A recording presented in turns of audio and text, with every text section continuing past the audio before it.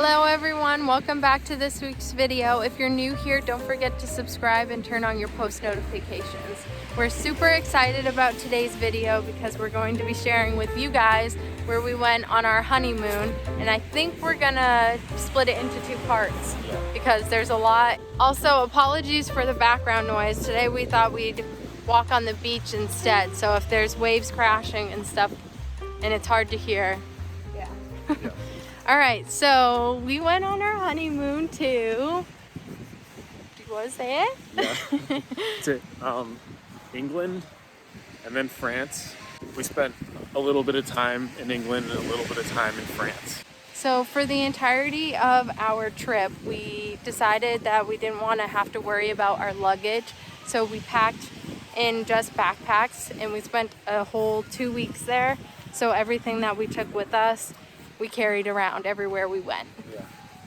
So we spent 24 hours in London, and I feel like that's a lot of time to be able to see most of the city since we were on foot.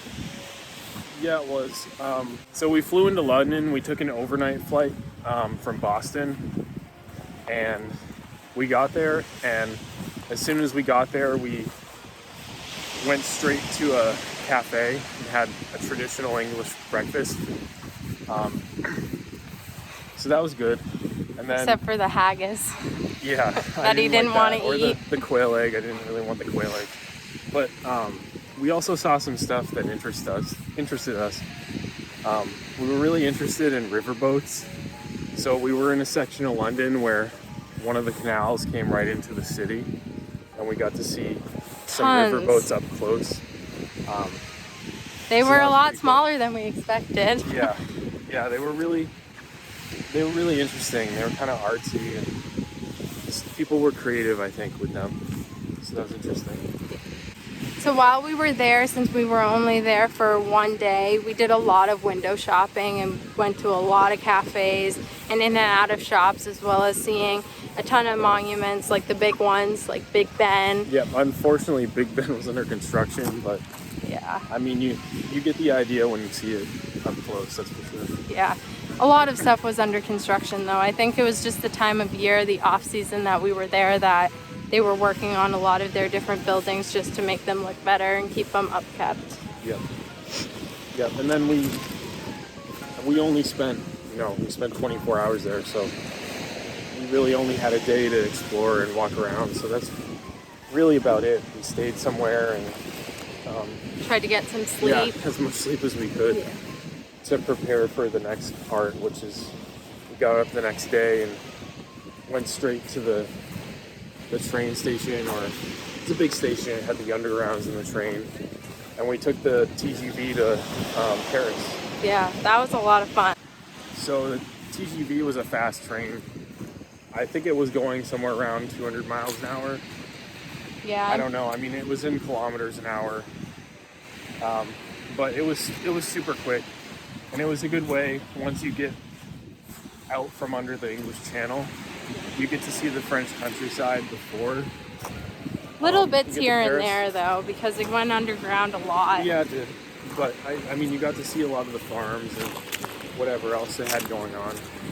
Very beautiful landscape too. When we got into Paris, we got off of that train and we took another smaller one, which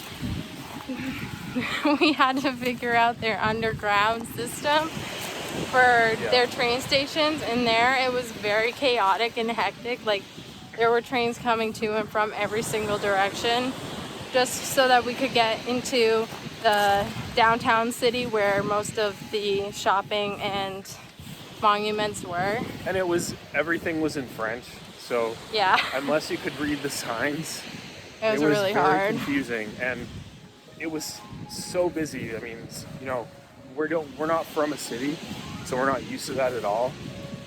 But the city was it was packed with people in the station.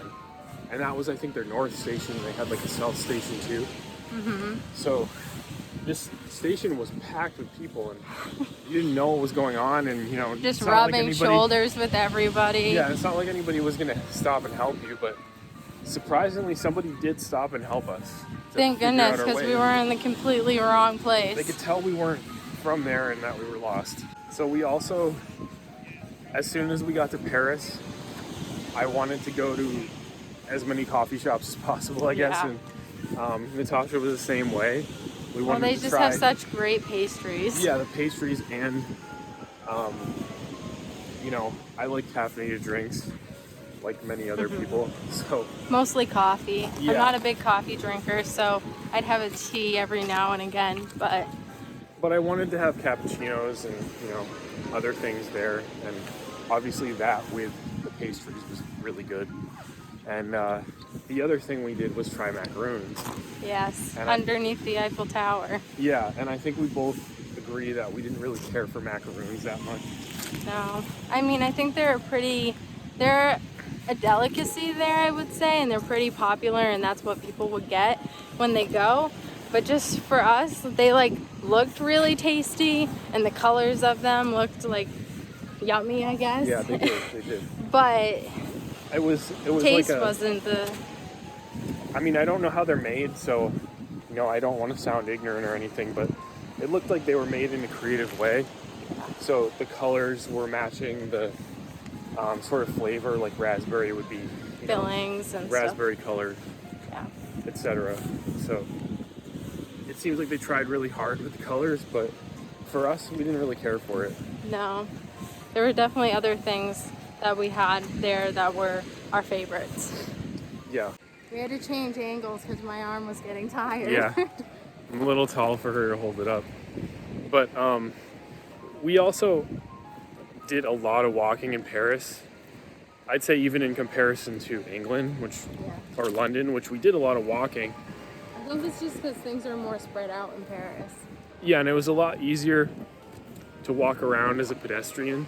Yeah, for sure. Whereas, you know, some cities are not as easy that way.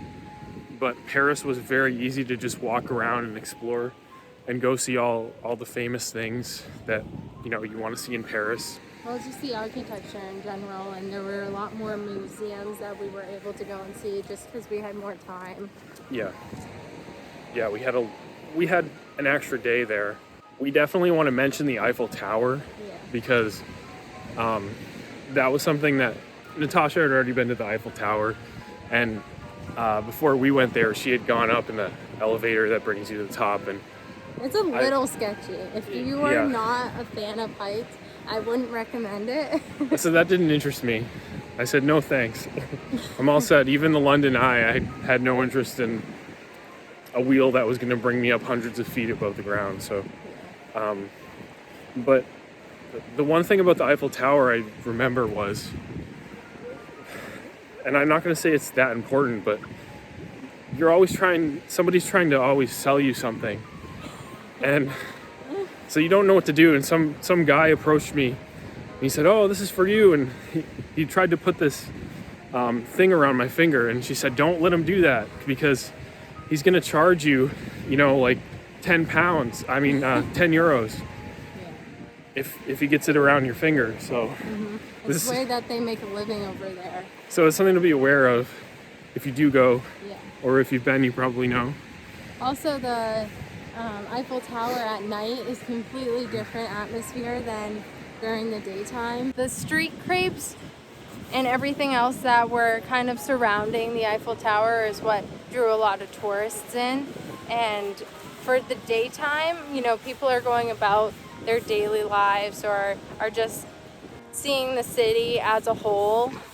But at night, it's like a whole different environment. Like people will go out, get a bunch of dinner stuff and wine and bring a blanket, and they'll just take a picnic with their friends and just enjoy the sun going down behind the Eiffel Tower and then the lights that happen once it gets dark enough. And you saw that. Yeah, there's a huge lawn. I don't know if it's a state park. It's right before the Eiffel Tower, so I mean, you know, it's probably over a mile long.